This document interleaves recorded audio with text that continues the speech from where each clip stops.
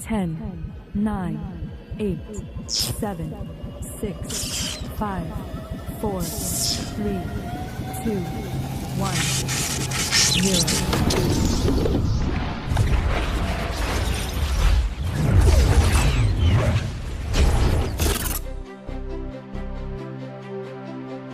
Fala pessoal, você está aqui do Neuronautas. Eu sou o Matheus, do canal Nesco no YouTube, e estou começando a apresentação do podcast de hoje, um podcast totalmente inusitado este episódio. Vocês podem já sentir a ausência de Miguel.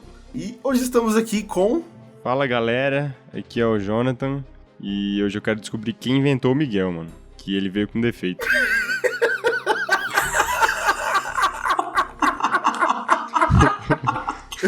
Eu quero descobrir do que o Miguel se alimenta, né, mano?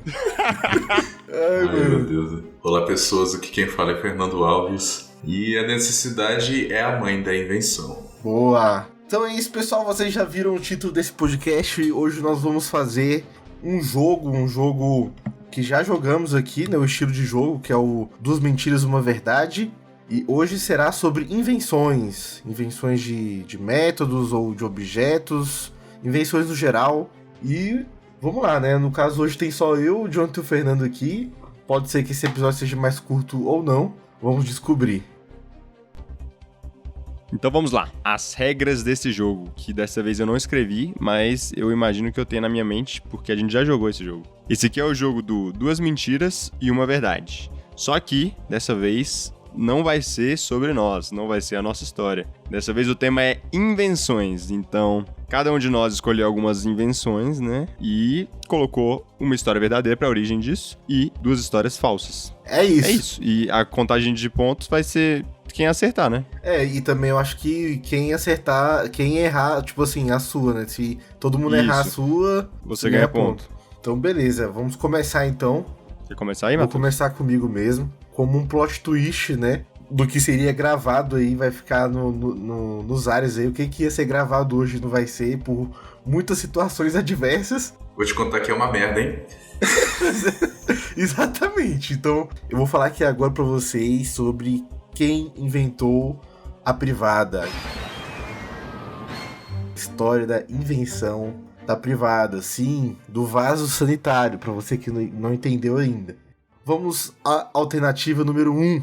Poucos sabem, mas um dos primeiros protótipos da privada moderna foi criado por Santos Dumont em 1895.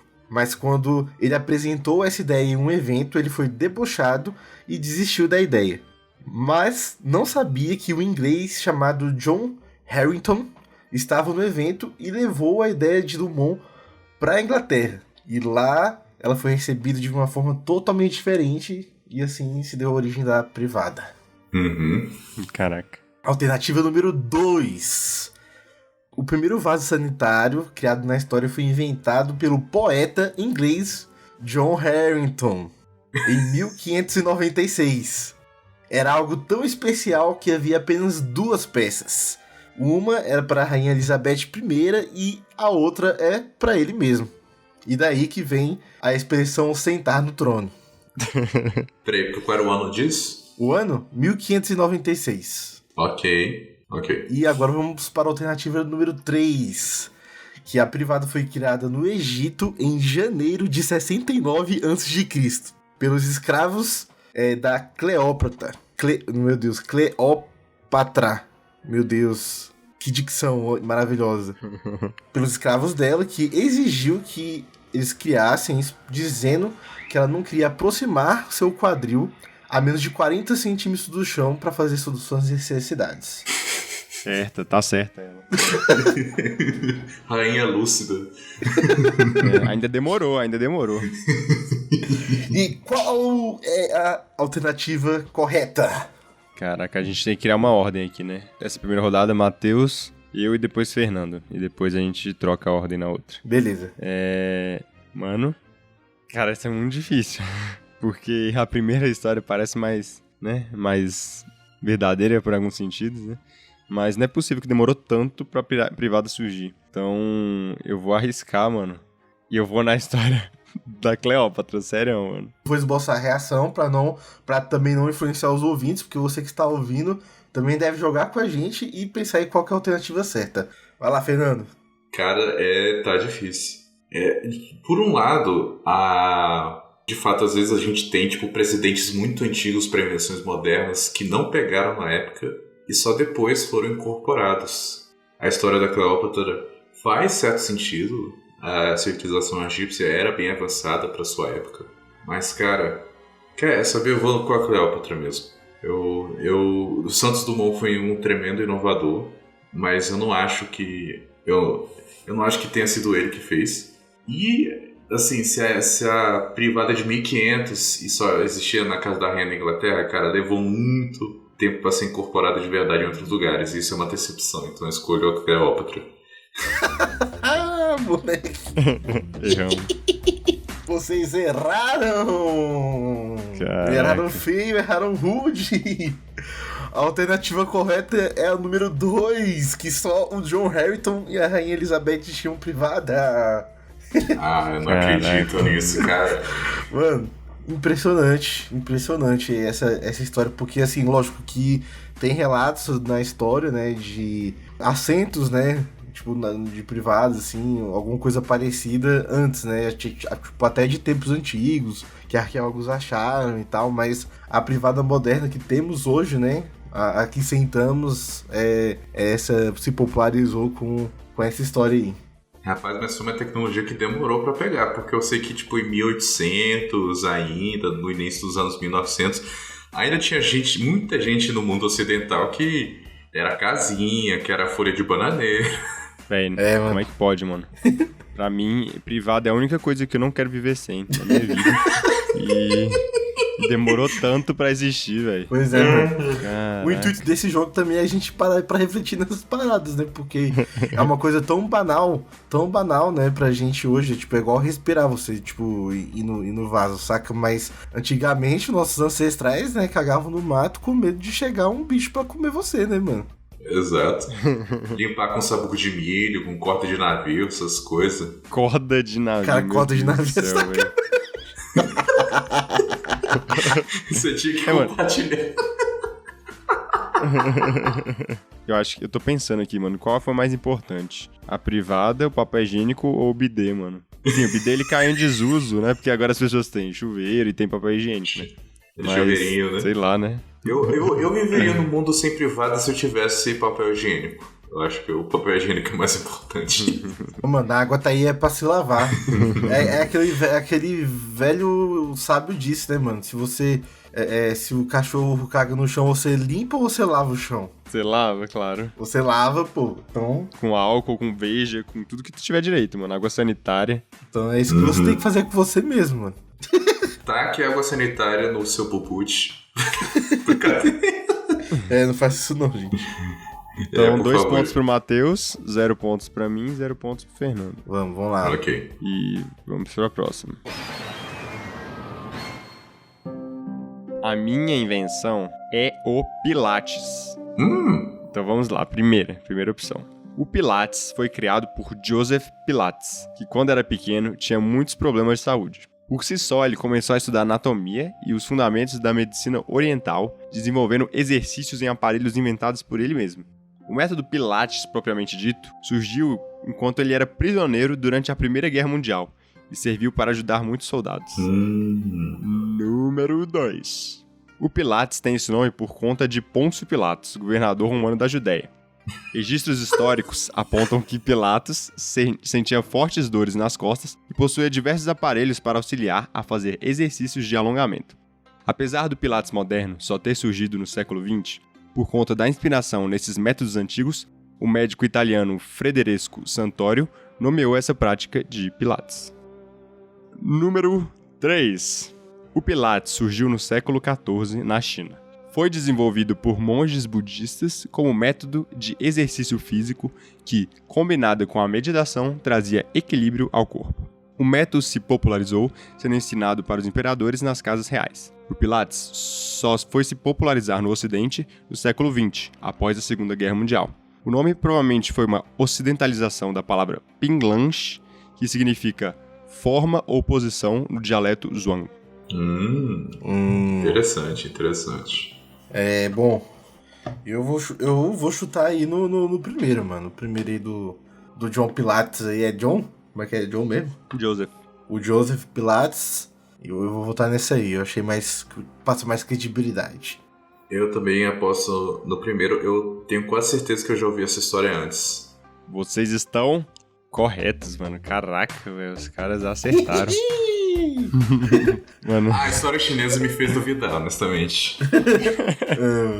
Apesar de Foi boa, nesse primeiro ter uma influência oriental, né, também. Mas eu vou te falar, o nome verdadeiro do Joseph Pilates era Joseph Pilatus. E ele trocou o nome dele, provavelmente porque ele sofria bullying, com as pessoas comparando ele com Pôncio Pilatos. Nossa, mano. Isso sim é uma curiosidade, hein? Olha só. Mano, eu descobri essa história, velho, um dia muito aleatório.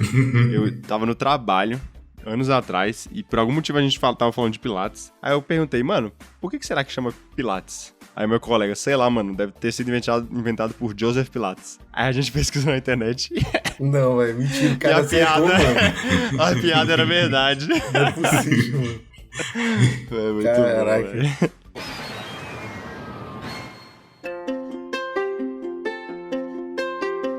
Eu gostaria de compartilhar com vocês a fascinante história do escorredor de arroz. E de algumas balelas, né? Balelas? Oxe, como assim? 2 mentiras, uma verdade, né? Ah, tá. Escorredor de arroz. Primeira história. No século XVIII, nós tivemos o inventor americano Eli Whitney. E durante um período de dificuldade financeira de sua vida, sua amiga Catherine Green o convidou para acompanhá-la em uma plantação de algodão. Ela vivia numa fazenda, sabe? E ele ia estudar direito, ia ajudar na fazenda, e ela oferecia residência a ele. Ele era formado em engenharia e estava muito pilhado para fazer alguma coisa, estava frustrado com a vida. E via que, naquela época, os escravos levavam muito tempo para desencaroçar algodões, aqueles flocos de algodão. Era um processo que levava o dia inteiro, várias pessoas, e ele ficou intrigado em que ele poderia fazer alguma coisa para facilitar isso. Então ele começou a trabalhar no protótipo, que era uma espécie de peneira que tinha ganchos que iam e vinham por entre a peneira e desembaraçavam os fios de algodão e deixavam o caroço cair. Ele foi passando por vários protótipos enquanto ele trabalhava, só que uma peça desse protótipo, de um desses protótipos, uma peneira bem fina, que ele estava planejando assim, ele e alguns dos funcionários da fazenda, alguns dos trabalhadores ali, perceberam que era excelente para lavar grãos, tirar cascas e tudo. Que na fazenda nada se perde, né? O pessoal pega o negócio, começa a usar, e aí ele patenteou as duas coisas juntas, o descaroçador de algodão e a peneira para lavar grãos, como invenções dele. Beleza. Foi qual ano mesmo, rapidinho? Só pra eu... Então tá, foi no século XVIII, 1795. Especificamente foi o ano que ele conseguiu as patentes. Segunda história. Uma certa dona de casa brasileira chamada Terezinha Beatriz era muito ativa na cozinha. E nos anos 1950 ela estava em um ano específico, numa data específica, ela estava trabalhando na cozinha e ela estava tendo muita dificuldade de lavar seu arroz. Era costume na época você lavar num balde e, assim, num pote e secar em outro. Ela estava muito angustiada com aquilo, ela não gostava de ter que desperdiçar tanta água de uma vez, de deixar tanto arroz se perder no ralo. Então, ela botou a mão na massa e fez uma peneira especializada para que você pudesse lavar o arroz em um lugar só e não perdesse nenhum grão. Ok? Beleza. Terceira história. O escorredor de arroz foi inventado por volta de 620 d.C., no início da dinastia Tang, na China. Aquele período foi de grande prosperidade e comércio pela famosa Rota da Seda, que terminava na China, passava por todo o Oriente, chegava no Ocidente. Enfim, e houve um grande influxo de produtos, inclusive de artesanatos vindos de outras regiões que chegaram na China. Os artesãos chineses viram esses artesanatos, especialmente peneiras e trançados, e decidiram resolver um problema que eles estavam tendo há muito tempo, que era o problema de lavar arroz sem perder muito, porque arroz é uma comida muito importante na dieta chinesa. Então, utilizando desse conhecimento que eles adquiriram estudando artesanato de outros povos, eles criaram uma peneira fina bastante para lavar arroz sem perder os grãos. E aí, qual das histórias é a verdadeira? Cara, eu vou na que parece mais óbvio, lógico que eu posso... Esse jogo, né, implica em a gente poder estar bem errado, mas a mais lógica pra mim é a primeira, mano. Não tem como. Como é que Terezinha de Jesus no Brasil vai inventar isso, mano? Não tem como não. Terezinha de Jesus. E eu acho que nessa época aí da China aí, tipo assim, eles nem se importavam, saca? Eles só faziam arroz sem lavar mesmo. Então, por isso que eu acho que é o primeiro mesmo. Olha, diferente do Fernando, eu não vou copiar a resposta do amiguinho, porque tem mais chance de um acertar e o outro não acertar. Então... E eu acho, de novo, né? Não é possível que o escorredor de arroz demorou tanto pra nascer, mano. Não é possível. Então eu vou chutar na China lá de novo. China, né, que você falou isso? Isso, China, dinastia Tang. Vou chutar da China. A China é a mais antiga, não entendi teu argumento. Exatamente. É a mais antiga. Não é possível que demorou tanto pra ter surgido o escorredor de arroz. Ah, tá, entendi. Acho que faz sentido aí na época desse grande comércio. Olha, senhoras e senhores, eu gostaria de que o hino nacional começasse a tocar, porque essa é do Brasil. Não acredito. Não é possível, cara! Não é vagabundo, possível, mano! Cara, Terezinha Beatriz Alves de Andrade Zorovich, muito ativa na cozinha. Ela realmente estava cansada de usar um pote para lavar o arroz e o outro para escorrer o arroz e não gostava do desperdício. Então, ela desenvolveu uma peneira fina bastante para que você não precisasse perder arroz. E aí ela ficou animadíssima com sua ideia porque funcionou. E ela chamou o marido para testar, para ver, tipo assim, olha, marido. Muito bom, cara. E aí eles registraram a invenção. No entanto, eles não tinham dinheiro bastante para mandar fabricar, e uma indústria que eles tentaram indústria Atma, recusou a ideia.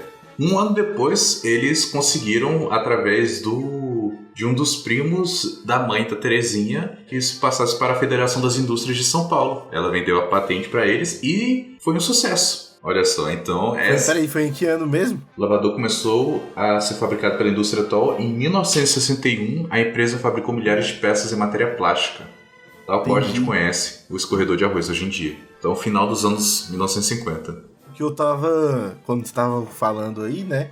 A história, eu tava pensando, na verdade, tipo, naquela peneira... A peneira normal, sabe? Uhum. De plástico, assim, né? Que... Não, mas é o escorredor de arroz, mano. Não, pois é, mas é porque aqui em casa a gente nunca teve esse aí. Eu fui até Sacou? pesquisar no Google pra ter certeza de que era. Então, eu tava na cabeça antes outra coisa. Agora eu vendo aqui a foto da Terezinha, eu entendi que é esse outro escorredor aí. Eu nunca tive muito contato com ele, não. Nunca teve esse escorredor aí aqui em casa. Não sei porquê. Verdade, né? Aqui em casa já teve, mas não tem mais. Engraçado, né? Mas beleza, eu aceito a Terezinha minha heroína aí agora. Uhum. Devia ter pensado, né, que o Fernando escolheu um brasileiro, é óbvio. É verdade. Então, segunda rodada. Vamos lá. Vamos falar aqui de algo que mexemos todos os dias, né? Todo mundo bota a mão nisso todo dia, mano. A gente vai falar aqui agora do mouse. Sim, este aparelho que mexemos todos os dias. Vamos lá. Alternativa número 1. O Steve Jobs, em 1968, ele fez uma viagem de intercâmbio para a Alemanha e ele participou como estudante da Segunda Feira Internacional Universitária de Ciências em Hamburgo, onde haviam várias demonstrações. Uma delas foi dada pelo doutor em ciências mecânicas Bill English, de um protótipo aparelho que era uma caixa de madeira que teria como objetivo se conectar a uma máquina de costura e controlá-la à distância, né, a distância ali que era permitida por aquele cabo, né? Aí na feira o aparelho ficou conhecido como mouse, justamente por parecer um camundongo, né? Por causa da parte de madeira, e saiu o cabinho ali que parecia o rabo e ficou conhecido como mouse. Anos depois, em 1979, o Steve Jobs se apropriou daquela ideia para criar um dos periféricos de um dos primeiros computadores de mesa, o Macintosh. Vamos para a alternativa número 2. Em 1979, Bill Gates participou de uma visita guiada na empresa Xerox, e foi demonstrado um dos primeiros computadores com interface gráfica.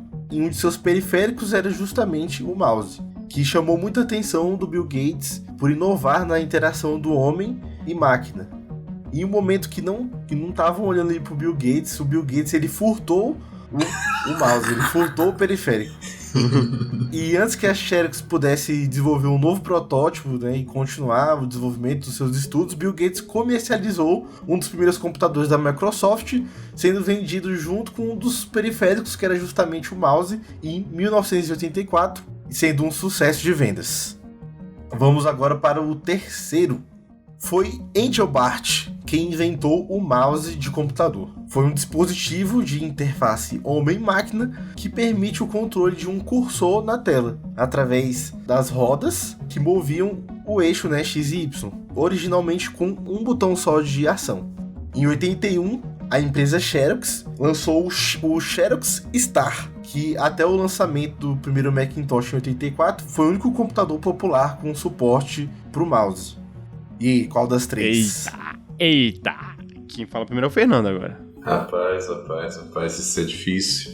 Isso é complicado. Assim, é tudo pra mim bem plausível, mas deixa eu ver. Cara, eu acho que eu vou escolher a primeira alternativa. Steve Jobs viu o ratinho de madeira, achou fofo e colocou na máquina dele. Beleza. Eu tô em dúvida entre a segunda e a terceira, mas eu acho que eu vou na terceira, mano. Eu vou no desconhecido aí, ou no não tanto conhecido. Então, beleza.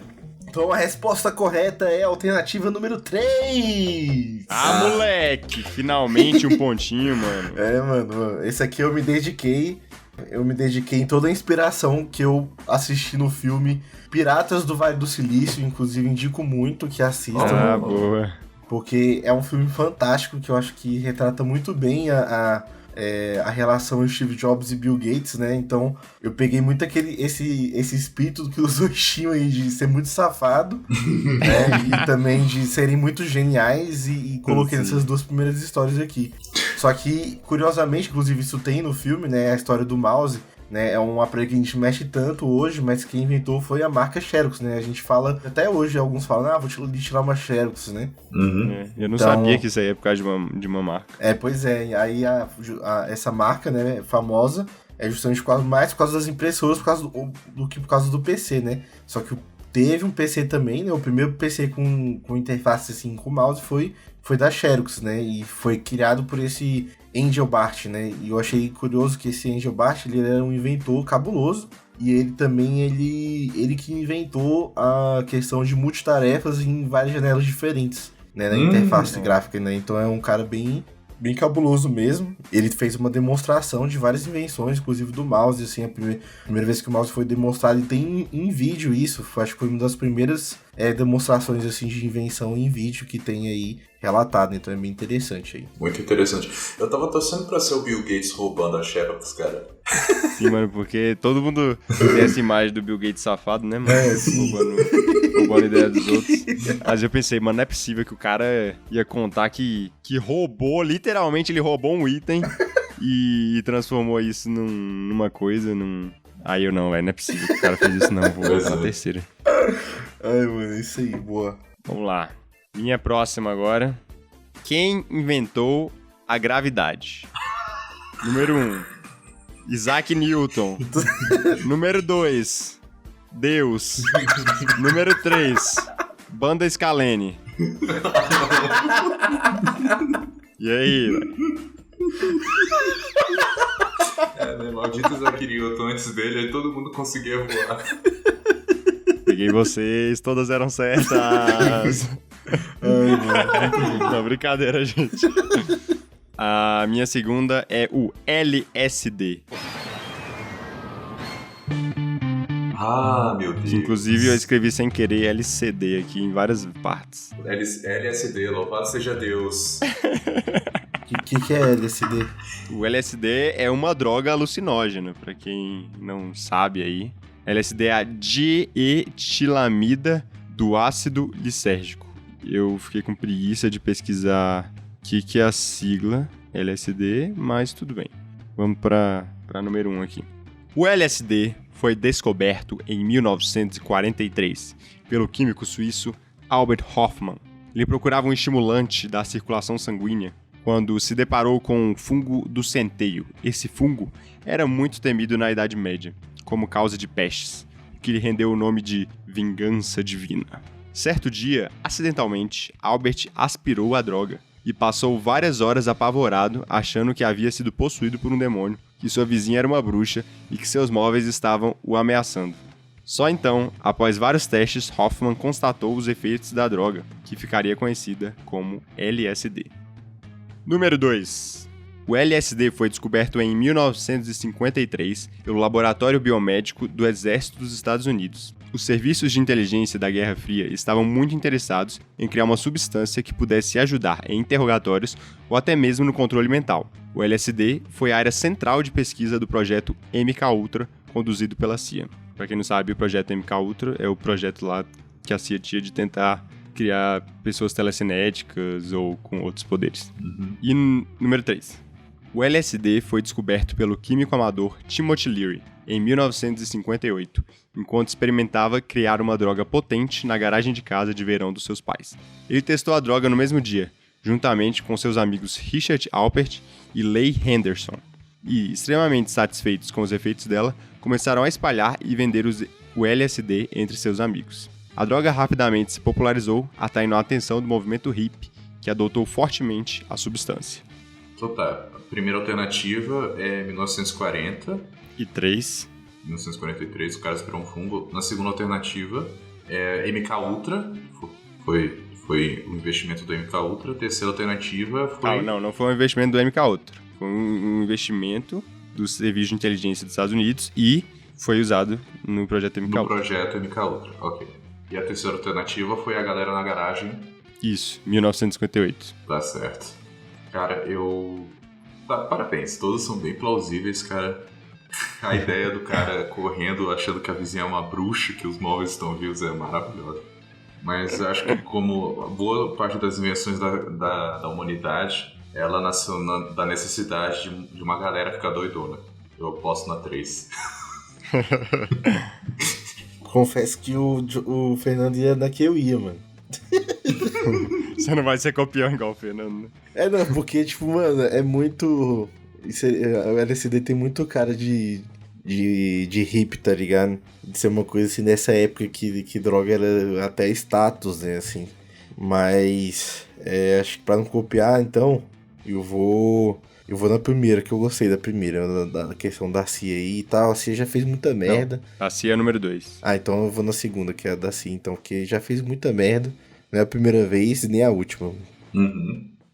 Não foi descoberto por amadores, apesar de sim ter sido, né, popularizada aí pelos hippies. Poxa, sério? Sério. Ela foi proibida só nos anos...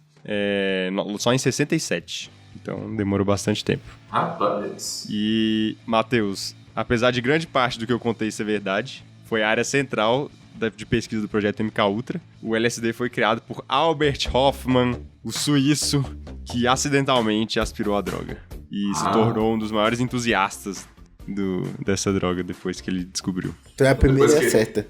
A primeira que é a certa. Caraca, mano. Parabéns, cara. Cara, quase que começou o The Last of Us aí, hein? Se fosse outra coisa, né, velho? Não, eu acho que isso eu não tô errado. O MKUltra é inclusive parte do plot do Stranger Things, né? Sim, é inspirado. Que é por causa do MKUltra que a gente tem as pessoinhas lá, Eleven e tal. É verdade. Muito bom, cara, muito bom.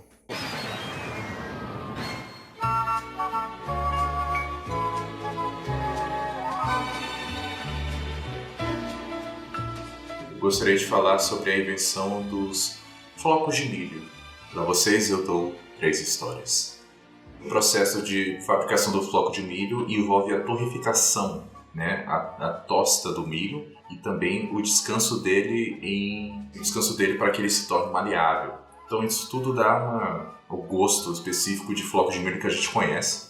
O milho foi de grande importância para os nativos americanos da tribo Hopi, numa área onde a comida era Frequentemente escassa, o milho fornecia uma fonte alimentar relativamente estável, altamente calórica, com um importante valor nutricional. O milho transformado em farinha é convertido em tortilhas, por exemplo, e também em pique, basicamente um pão de milho espalhado numa camada muito fina, quase tão fina quanto o papel e depois é assado. Desse povo surgiu a primeira versão da receita do floco de milho. Segunda história.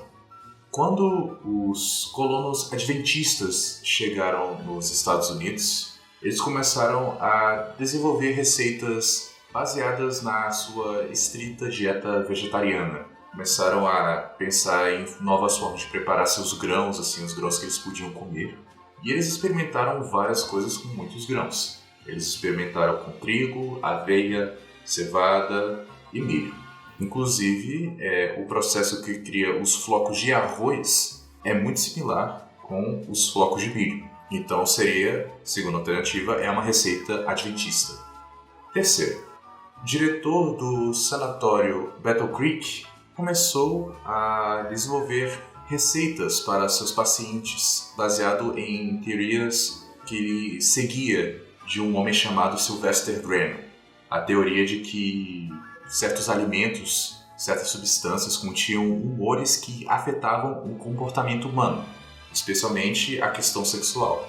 Então, alimentos mais doces ou mais apimentados, condimentados, temperados, aumentariam a libido. Então, ele estava procurando fazer o alimento mais chato possível. Baseado nisso, ele criou os flocos de milho para dar de alimento para seus pacientes. Caraca, mano. Se vira aí, mano. Essa é difícil, hein? Porque eu queria muito que fosse a terceira, mas eu não consigo acreditar nela, não. Só resumir aí de novo primeiro, qual é a primeira mesmo? A primeira é que o floco de milho é um alimento tradicional dos nativos norte-americanos da tribo Hopi. E a segunda? A segunda é que é uma receita desenvolvida pelos colonos adventistas que chegaram na América no século XIX. Beleza, então vamos lá. A primeira e a segunda são muito próximas, aparentemente, de datação. Então eu vou na que eu achei mais plausível. Ou sei lá o que, mano. Ou mais surpreendente, talvez, não sei. Eu acho que é a segunda, mano, os adventistas. Uhum. Vou parar de me imitar, véi. Caraca, tô aqui pensando há um tempão que eu vou voltar nos adventistas, mano. Deixa eu pensar aqui, mano. Não, mano, a terceira é inacreditável demais. Não é possível, pô. Agora se for a terceira, velho. Não, e pior que sendo o Fernando, velho, é a cara dele. É muito possível. Ah, mano, eu vou chutar pela sorte aqui, então vou na terceira, velho, porque é absurda e o Fernando gostou dessa história. Ok, então tá. Eu vou dizer que eu picotei pedaços da verdade nas outras histórias. De fato, a tribo Hopi foi a primeira tribo a trabalhar com milho como objeto de receitas na América do Norte. Olha aí. Dr. John Harvey Kellogg, Não. diretor do Battle Creek Sanitarium. Não acredito. Adventista. Não acredito. Ah, vagabundo. Meu Deus. Usava receitas desenvolvidas pelo seu povo, né, pela sua cultura, para ajudar os seus pacientes. Assim, ele acreditava na exclusão completa de álcool, de tabaco e de cafeína. E Sylvester Graham, que eu citei também, é o desenvolvedor das famosas bolachas Graham Crackers, né, que são famosas nos Estados Unidos. O pessoal usa muito para fazer aqueles marshmallows com aqueles s'mores. Uhum. Isso é tipo os biscoitos de maisena, né? É tipo os biscoitos de maisena americanos. Uhum. Enfim, ele estava trabalhando com o irmão Will Keith Kellogg. E eles, foi um acidente. Eles deixaram o trigo cozido em repouso. E aí, quando voltaram, perceberam que o trigo tinha sido alterado, e tentaram trabalhar com aquilo. Tem que vir sucrilhos Kellogg's, mano. Exatamente. Kellogg's, exatamente. Eles descobriram que o trigo havia sido alterado, então trabalharam com ele e conseguiram fazer os primeiros flocos, que eram servidos como comida de hospital para os pacientes, junto com leite, inclusive. Eles patentearam o processo, fizeram com milho e perceberam que o resultado era até melhor. E aí, cara... Eles ficaram milionários. Cara, é engraçado, porque, de novo, a parada do humor e da abstinência sexual é super verdade, cara. Só que para vender, quando eles começaram a vender em 1906, o Will, o irmão, ele colocou açúcar na receita para tornar o negócio mais apetitoso e os irmãos brigaram por causa disso. Aí hoje em dia é 50% açúcar, 50% milho, né? E tudo isso nasceu com uma receita que era para ser uma comida tão chata que você ia perder completamente a sua libido. Caraca, então é uma antítese, mano. O tigre dos sucrilhos versus o alimento que ele tá promovendo. É uma antítese. Caraca. Que maluquice. Inclusive, eles também foram os criadores dos flocos de arroz, que eu mencionei antes. Que é mais ou menos o mesmo princípio, não acredito. Né? Ué.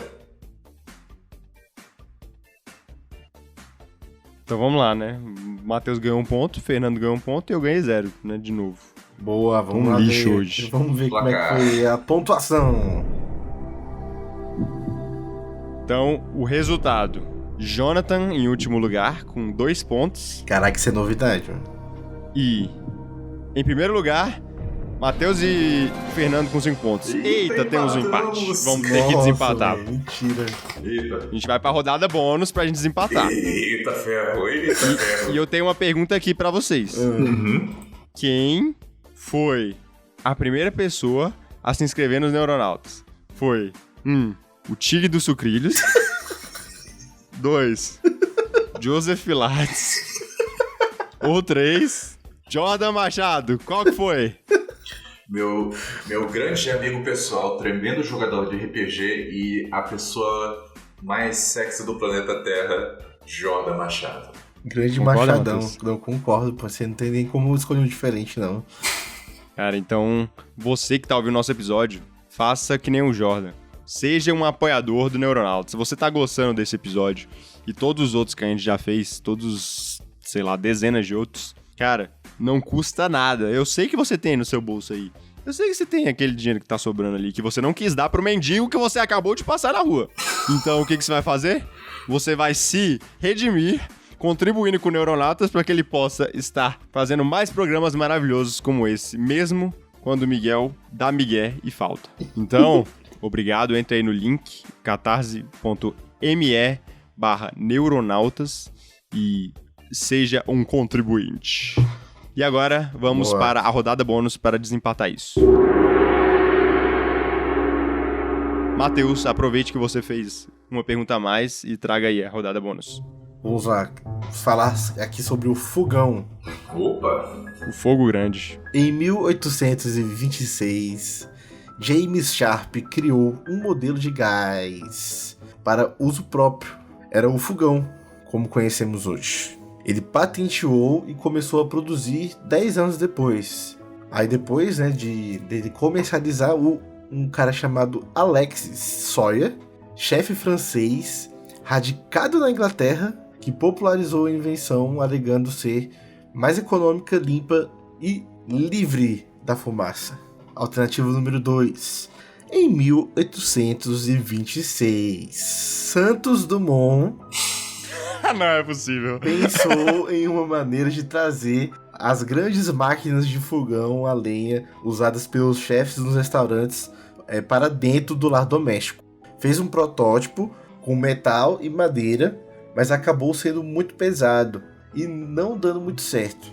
Somente em 1850, essa mesma ideia foi usada pelo francês Giuseppe Debianc, que aprimorou e comercializou pela primeira vez em Paris. Vamos para a alternativa número 3.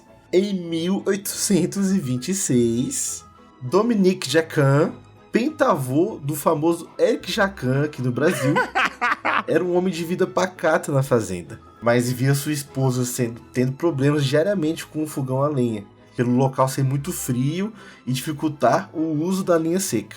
Então, fez de madeira e metal o primeiro fogão a gás, usando também 2 botijões que seu irmão, que trabalhava em uma fábrica de carros, pediu para que guardasse em sua fazenda, e acabou ficando por ele mesmo. Qual é a resposta correta? Caraca, se for a do Jacan, mano, eu desisto, mano, de qualquer... Vai, Fernando, você que tá concorrendo aí a primeiro lugar, você responda. Eu vou Primeiro, apostar hein? na primeira alternativa. Eu acho que... As outras histórias são muito legais, mas eu acho que o fogão a gás é uma invenção bem moderna, sabe? Bem século passado mesmo. Eu sei que nos Estados Unidos havia fogão a lenha, tipo... Ou pelo menos eu imagino, né? Eu posso estar completamente errado. Né? Fogão a lenha até os anos 1920, 30, então... Enfim. Mas, ó, em todas eu comecei com 1826. Só pra deixar claro. O Fernando veio falar de data e todos têm a mesma data. O cara tá de parabéns, prestou muita atenção. Rapaz, eu vou com a primeira de qualquer forma. Eu acho que é a mais certinha. Mano, eu concordo. Também vou na primeira. E é isso aí, mano. Seja o que Deus quiser. Não, vocês estão certos. Ah, Eita, ferrou. Então quer dizer que eu ganhei um joguinho? Fernando ganhou o joguinho com 6 pontos. Pô, mas eu não vou ter a chance de desempate, não? Então, Ué, que desempate. Tu tá com Pra empatar de tu tá novo? com então 5, mano. se a gente tivesse errado, você tinha ganho mais um ponto. Se eu tivesse errado, mano. entendeu? Pô, a história do Jacan era tão boa, gente. Foi, cara. Eu quase escolhi a história do Jacan, cara. Só pelo absurdo, né? Exatamente. Porque o Fernando... Cara. Puxei o Fernando, não. Toda história que o Fernando fala absurdo é acerta, mano. É possível, né? Muito bom.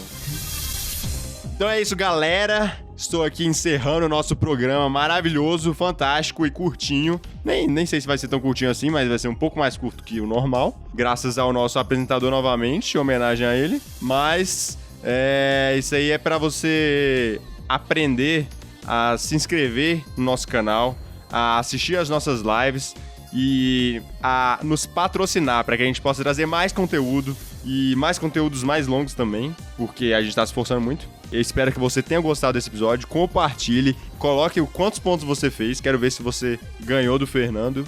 E é isso, um abraço, galera. Falou! Falou, galera.